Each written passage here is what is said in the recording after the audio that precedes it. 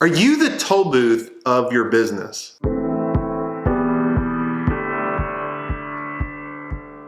Happy Tuesday. We got a busy day. I'm jumping on a couple people's podcasts. They're interviewing me today, which I'm excited for. We're going to rock that.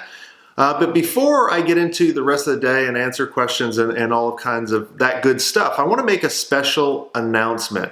I started doing something that was an idea of one of my clients, Mark, on Instagram, where I'm going to be doing Agency Minute during the week. So every day during the week, I'm going to give you a tip that is under a minute. But you won't get this unless you follow me on Instagram. Welcome to Agency Minute. I want to talk to you about when you hire salespeople to make sure their job title does not say sales. Look, every time I have someone connect to me on LinkedIn or Facebook or wherever they're connecting to me and I look up their job title and it says sales, I literally hit decline, and I think a ton of people are like that. I think a really good title for a salesperson is like Director of Growth, something like that. So make sure you don't have anything with sales. But this is your Agency Minute. Let's get into some Q&A. I'm Jason Swenk, and I'm answering your questions. And this is Ask Swenk. Tiffany asks, how do you maneuver through the bursting point? I'm having a hard time letting go of project management, processes, and strategy.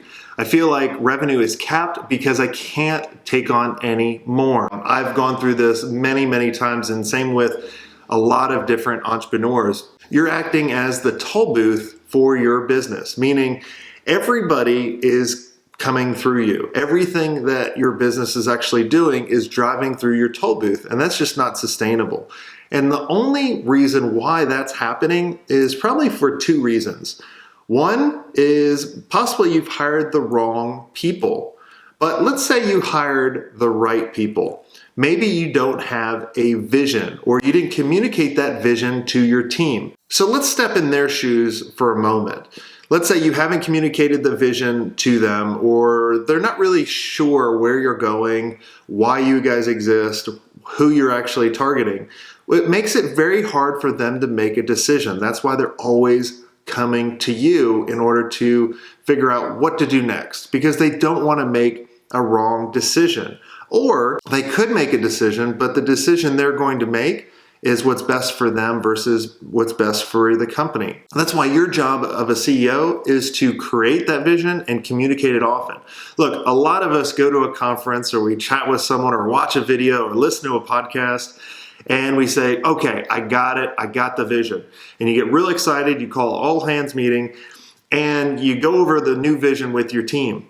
And then a couple months go by, and then a couple years goes by, and you're like, dude, why do they keep coming to me? Well, you're not communicating it often to them. You did it once and you thought they're all going to remember that. But everybody has short-term memory loss. So let's assume now you have the right employees, you have a vision, and you're communicating that often.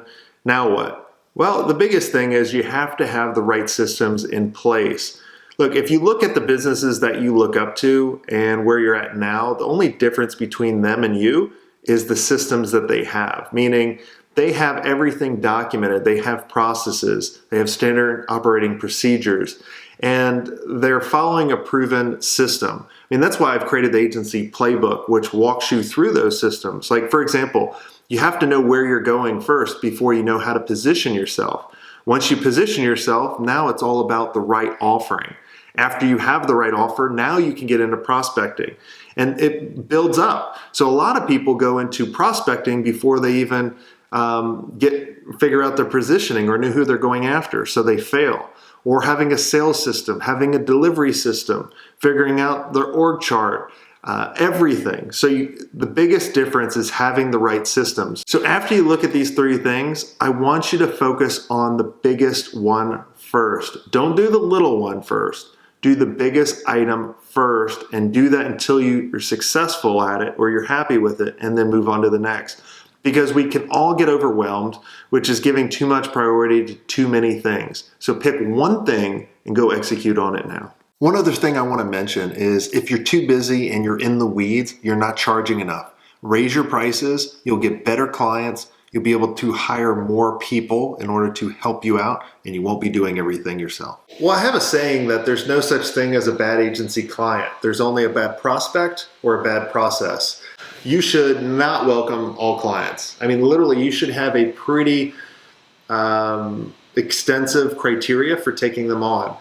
And I'll start off by saying, if you were going to be paid on performance alone, like literally paid on performance, like your family would starve if you failed, what would that criteria be of that client that you were going to take on?